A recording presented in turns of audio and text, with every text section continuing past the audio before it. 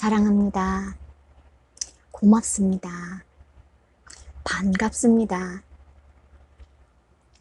오늘은 새 책, 마더 테레사가 들려준 이야기, 마더 테레사가 들려준 이야기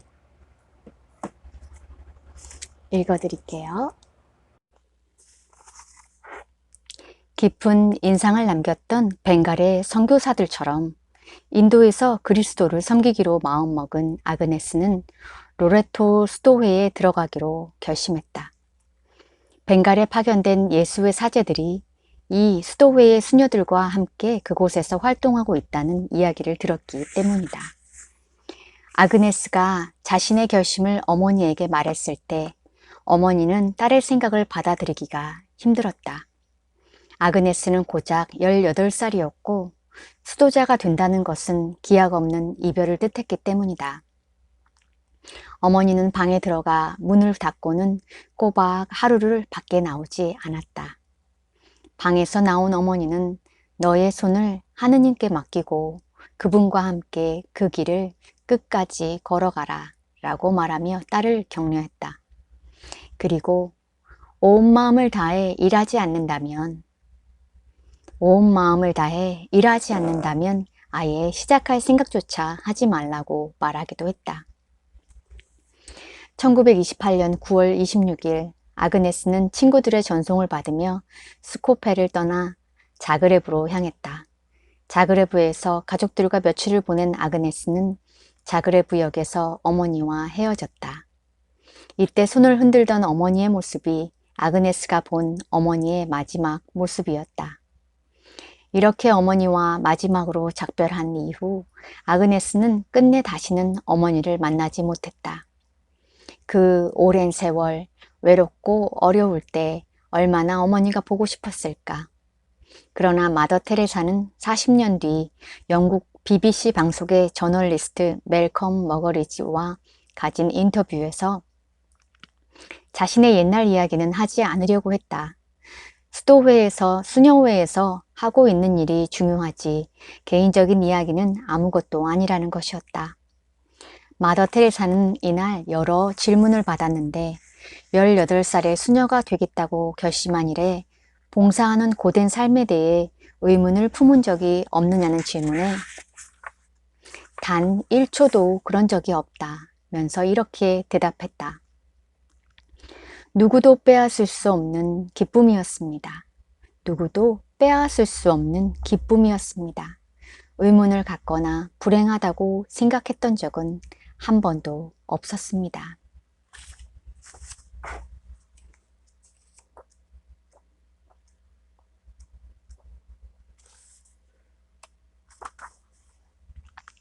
(1946년 9월 10일) 건강이 좋지 않았던 테레사 수녀는 피정을 하기 위해 다르질링으로 가는 기차를 탔다. 여기서 피정이란 일상생활에서 벗어나 성당이나 수도원 같은 곳에서 묵상이나 기도를 통하여 자신을 살피는 일을 말합니다. 피정을 하기 위해 다르질링으로 가는 기차를 탔다. 기차 안에서 테레사 수녀는 하느님이 부르시는 소리를 들었다. 이 부르심은 단순하고도 명료했다. 로레토 수도원을 떠나 모든 것을 버리고 하느님을 따라 가난한 사람들 속으로 들어가야 한다는 것이었다. 가난한 사람들 가운데서도 가장 가난한 사람들 속으로 들어가 가난한 사람들 가운데서도 가장 가난한 사람들 속으로 들어가 하느님을 섬겨야 한다는 것이었다. 수녀가 되어 하느님을 섬기라는 첫 번째 소명에 이어 두 번째 소명이었다.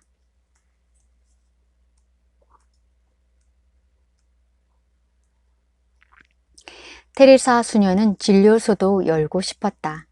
콜카타는 결핵과 나병, 그리고 온갖 질병이 만연해 있었다. 테레사 수녀는 환자들을 병원에 데려다주고 진료를 받게 했으나 환자가 너무 많아 모든 환자들이 진료받는 것은 불가능했다. 매일 늘어나는 환자들을 위해 약국을 열고 싶어 의약품을 기부할 사람을 찾아다니기도 했다. 약은커녕 욕설을 듣기도 했지만 개의치 않았다.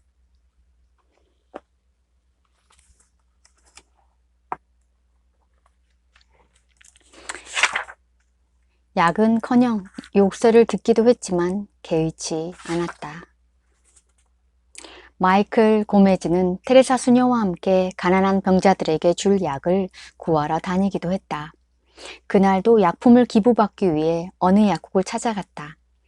기증받은 약을 들고 나왔을 때 비가 세차게 몰아치고 있었다.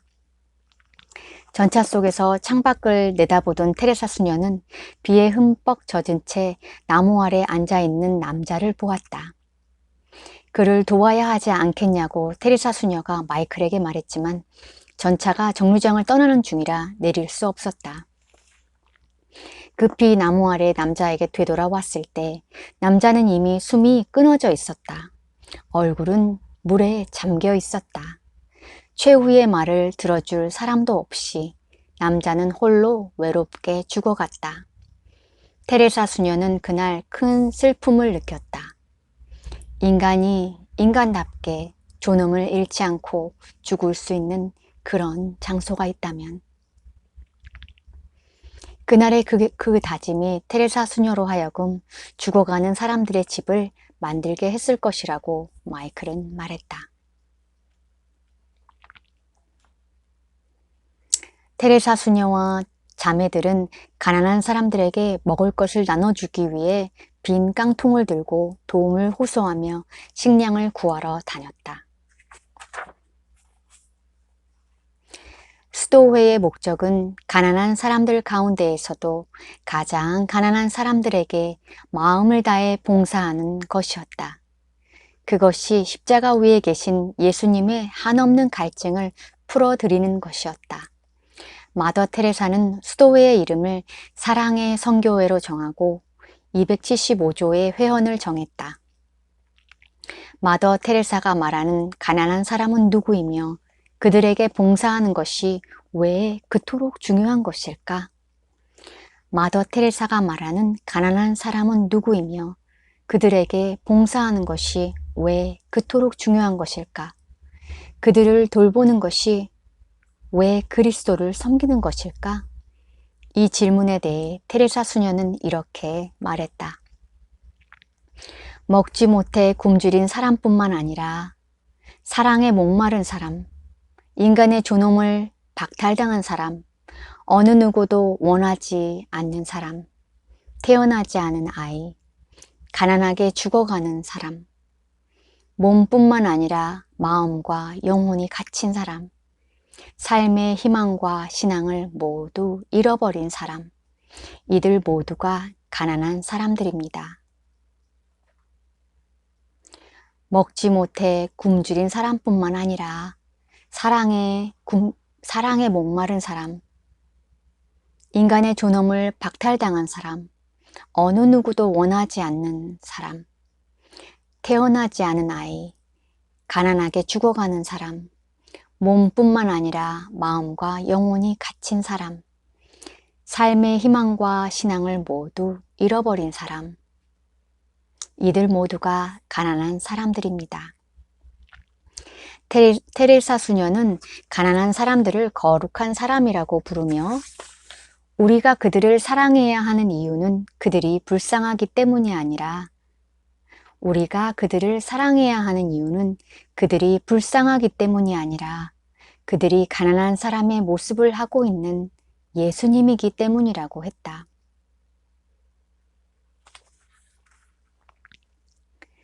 테레사 수녀는 가난한 사람들을 거룩한 사람이라고 부르며 우리가 그들을 사랑해야 하는 이유는 그들이 불쌍하기 때문이 아니라 그들이 가난한 사람의 모습을 하고 있는 예수님이기 때문이라고 했다. 빵이나 음식에 대한 가난한 사람들의 굶주림은 물론 사랑받고자 하는 갈망을 채워주어야 한다고 했다. 오늘날 가장 큰 병은 결핵과 나병과 같은 육체적 병이 아니라 다른 사람으로부터 사랑받지 못하고 남이 필요로 하지도 않으며 보살핌을 받지 못하는 것이라고도 했다.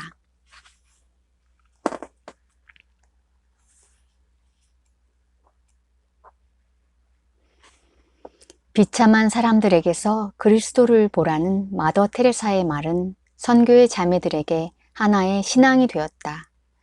환자의 몸을 3시간 동안 씻어준 부유한 집 출신의 자매는 이렇게 말했다. 사람들이 길에서 한 남자를 데려왔는데 온몸에 구더기가 끓었습니다. 그 몸을 씻기는 건 참으로 어려운 일이었지만 저는 예수님의 몸을 씻기고 있다는 것을 깨달았습니다.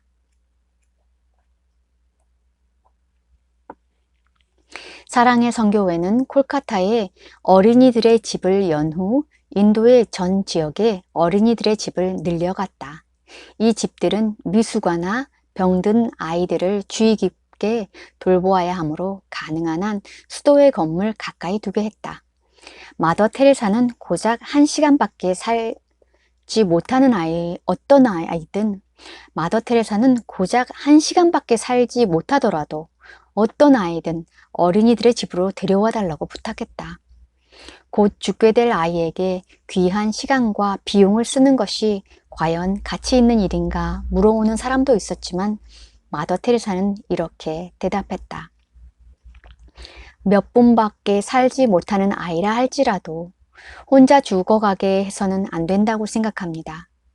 죽어가는 아이에게 사랑을 주어 그 사랑 속에서 최후를 맞게 해 주어야 합니다. 그 이유는 아무리 작은 아이라도 사랑을 느끼고 싶어 하는 것이 당연하기 때문입니다. 아무리 작은 아이라도 사랑을 느끼고 싶어 하는 것이 당연하기 때문입니다. 마더 테레사는 버림받은 모든 아이들을 받아들이고 싶었지만 어린이들의 집의 수용 능력에는 한계가 있었다. 그러나 많은 어린이들이 양자로 입양되어 갔고 입양되는 어린이의 수가 날로 늘어나면서 수용 능력의 문제는 자연스럽게 해결되었다. 지체 높은 카스트의 힌두교도들이 입양 신청을 하는가 하면 남자아이를 좋아하는 전통적 힌두교 사회에서 여자아이를 입양하는 사람들도 늘어나기 시작했다. 버려지는 아이들 가운데에는 정도가 심한 신체장애아나 정신장애아도 적지 않았는데 신체장애아를 적극적으로 받아들이는 사람도 다수 생겨났다. 제네바 근처에 사는 한 부부는 이미 3명의 친자녀가 있었으나 심리적 장애를 가진 여자아이, 네팔에서 태어나 불황아로 자란 여자아이, 거의 앞을 못 보게 된 아이, 엄마가 임신 중 수면제를 많이 복용해서 기형으로 태어난 아이, 그리고 2손과 2발이 잘린 10살의 소녀까지 입양했다. 이 부부뿐만이 아니었다. 세계 곳곳에서 기적이 일어났다.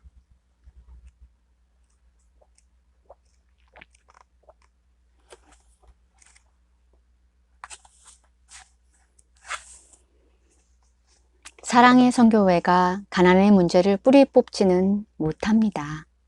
그것은 우리가 할 수 있는 일과 별개입니다. 제가 할 수 있는 것은 정치 지도자들이 곤경을 인식하고 배려할 수 있도록 기도하며 가난하고 고통받는 한 사람 한 사람을 돌보는 일뿐입니다. 지금 그 한 사람은 우리에게 이 세계에 단 하나밖에 없는 사람입니다. 가난하고 고통받는 한 사람 한 사람을 돌보는 일뿐입니다. 지금 그 한 사람은 우리에게 이 세계에 단 하나밖에 없는 사람입니다.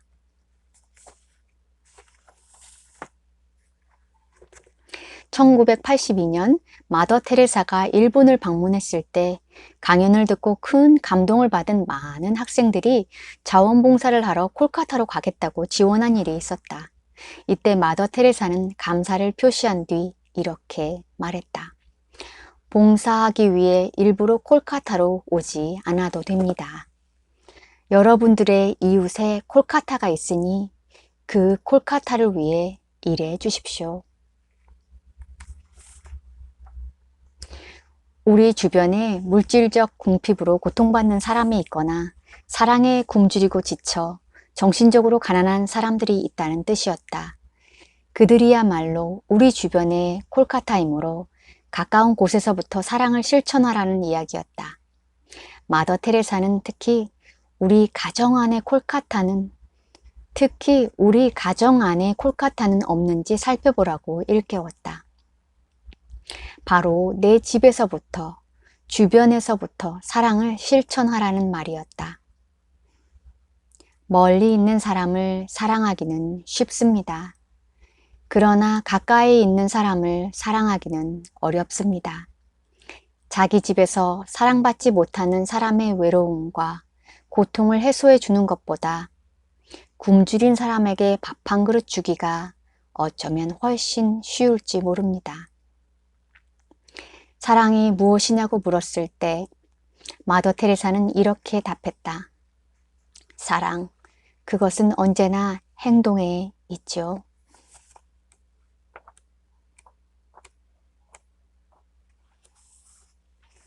사랑의 선교회는 1970년 이후부터 알코올 중독자와 마약 중독자를 치료하고 사회에 복귀시키는 치료센터를 여러 곳에 열었고, 특히 1980년대에 들어서는 현대의 나병이라고 불리는 에이즈 환자들을 위한 활동을 시작했다. 사랑의 선교회는 그때그때 필요에 따라 일을 시작한 것이기 때문에 앞으로도 필요를 만나면 그만큼 활동 분야도 넓어질 것이다. 마더 테레사는 언젠가 이렇게 말했다. 가난한 사람이 있는 곳이라면 달까지라도 찾아갈 것입니다. 멀리 있는 사람을 사랑하기는 쉽습니다. 그러나 가까이 있는 사람을 사랑하기는 어렵습니다. 자기 집에서 사랑받지 못하는 사람의 외로움과 고통을 해소해 주는 것보다 굶주린 사람에게 밥 한 그릇 주기가 어쩌면 훨씬 쉬울지 모릅니다. 몇 분밖에 살지 못하는 아이라 할지라도 혼자 죽어가게 해서는 안 된다고 생각합니다. 죽어가는 아이에게 사랑을 주어 그 사랑 속에서 최후를 맞게 해주어야 합니다. 그 이유는 아무리 작은 아이라도 사랑을 느끼고 싶어 하는 것이 당연하기 때문입니다. 가난하고 고통받는 한 사람을 돌보는 일뿐입니다. 지금 그 한 사람은 우리에게 이 세계에 단 하나밖에 없는 사람입니다. 지금 그 한 사람은 우리에게 이 세계에 단 하나밖에 없는 사람입니다.